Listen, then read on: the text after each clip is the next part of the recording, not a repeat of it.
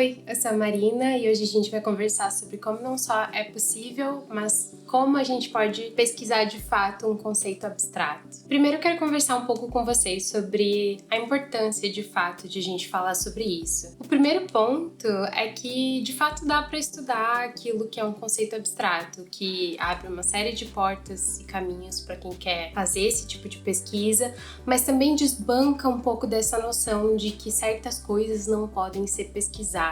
Alguns assuntos, talvez culturalmente, socialmente, a gente veja como quase intocáveis, por exemplo, a fé, mas conceitos abstratos como a fé podem ser estudados. Eu recomendo para vocês o canal do Daniel Gontijo, que estuda e fala um pouco mais sobre essa área da religiosidade sendo estudada, mas o nosso segundo ponto de importância é o fato de que no direito, muitos conceitos abstratos existem e merecem também pesquisa sobre eles, certo? A gente tem inúmeros princípios, por exemplo, que são conceitos não só abstratos, mas abertos talvez demais à interpretação. E aí entra um terceiro ponto, que é o fato de que também se ouve com uma grande frequência, além desse apelo ao desconhecido, um outro tipo de argumento, que é o argumento de conceito aberto, que é quando, por exemplo, se menciona um termo super aberto a interpretações e o público que recebe aquele termo, com suas próprias concepções,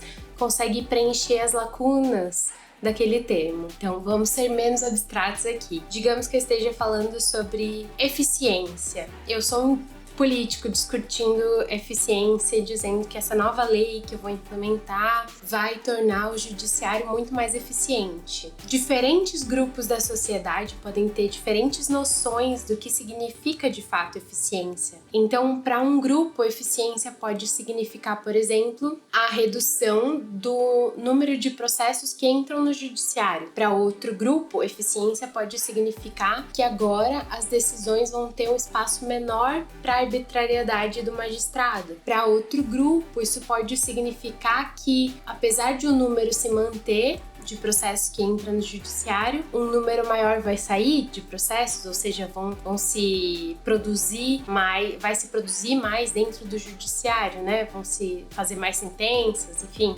os processos vão andar com maior celeridade. Tem inúmeras possíveis interpretações e muitas vezes se usa esse argumento numa forma de, sem se comprometer muito, sem o falante se comprometer tanto, conseguir a aderência de pessoas de diferentes grupos, justamente porque cada um preenche com a sua própria vivência, talvez até um pouco do que cada um quer daquele termo e não necessariamente o que aquela pessoa vai fazer de fato, né? O que aquele falante, aquele político, enfim, vai fazer de fato. Então, é de extrema importância não só que a gente saiba na nossa pesquisa ser o mais honesto possível sobre o que queremos dizer com cada termo, mesmo quando eles são abstratos, mas também que a gente consiga, caso não esteja fazendo uma pesquisa, mas que veja por aí as pessoas usando isso em pesquisas ou na política ou no judiciário ou nas notícias, termos abstratos, que a gente consiga identificar aquele discurso, identificar aquele tipo de argumento ou até mesmo identificar qual posição dentro daquele termo se está falando sobre.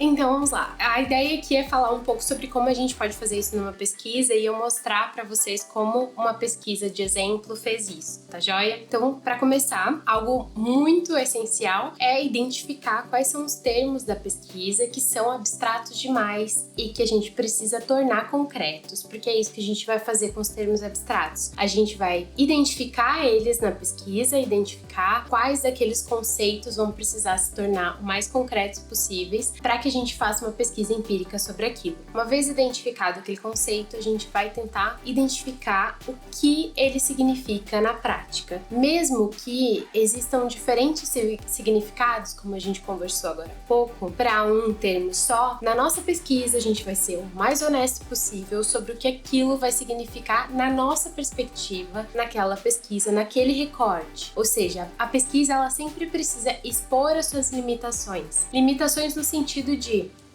aqui tem uma parede, sei se vocês conseguem ver. Ou seja, eu não consigo avançar além disso aqui porque essa é uma limitação física. Na pesquisa é a mesma coisa, a gente precisa expor. Aqui existem os limites dessa pesquisa, eu tenho esse tempo, eu tenho esses artifícios e eu consigo lidar com essas ferramentas, com esse tempo, eu consigo definir esse termo dessa forma e é dentro desses parâmetros que a gente vai fazer a pesquisa. Então, com toda a honestidade, a gente vai encontrar qual a definição daquele termo para aquela pesquisa da forma mais concreta possível. Então, por exemplo, estamos falando de acesso à justiça. Eu vou escolher como definição o fato de que acesso à justiça para mim, né, para a minha pesquisa, e aí vou me basear em uma série de outras pesquisas, vou justificar aquela decisão, né, mas justificando eu vou optar, então, acesso à justiça para essa pesquisa aqui, que todos possam compreender todos os termos de um documento. Acesso à justiça para essa pesquisa aqui é que uma pessoa que gera uma demanda, né, que tem um litígio e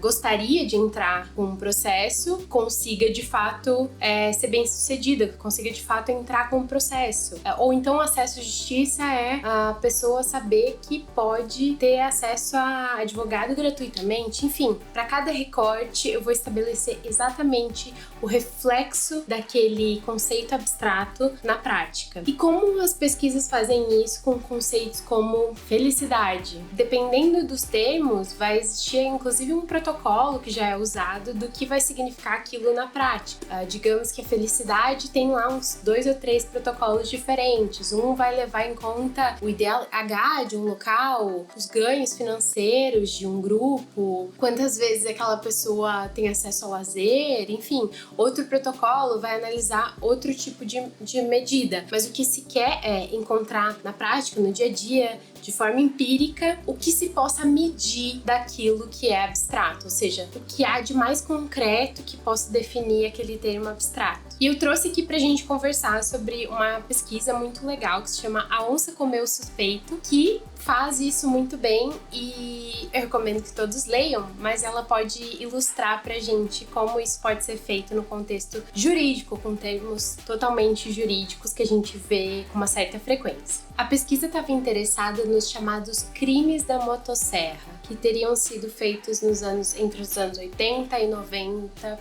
por Hildebrando Pascoal, no Acre. Então, essa pesquisa, ela quer saber se o Estado de Direito está presente em determinado local. Como a pesquisa faz isso? Bom, primeiro, ela encontra na teoria, em diferentes teorias, uma espécie de consenso sobre o que seria o Rule of Law, o Estado de Direito. Depois de olhar diversas teorias, ela vê que existe razoavelmente um consenso, ou pelo menos um núcleo do que seria o consenso entre essas teorias, de que Rule of Law seria a igualdade das pessoas perante a lei, o que cá entre nós ainda é abstrato. Mas desenvolvendo um pouco esse tema, os autores vão chegar ao ponto de perceber que igualdade das pessoas perante a lei seria, para essa pesquisa, que a lei fosse aplicada a todos de maneira igual. E aí, como eles conseguem medir isso, se a lei é aplicada a todos de forma igual?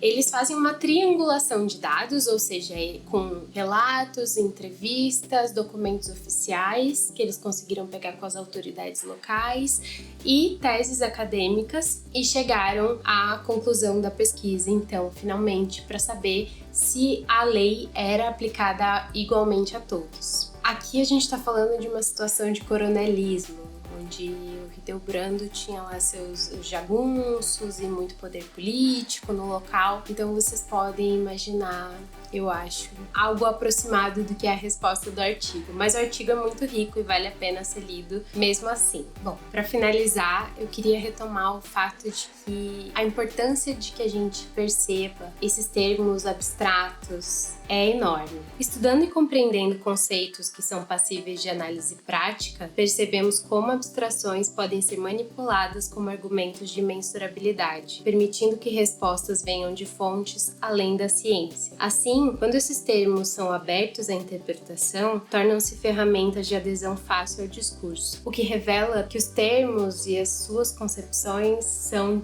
também objeto de disputa social.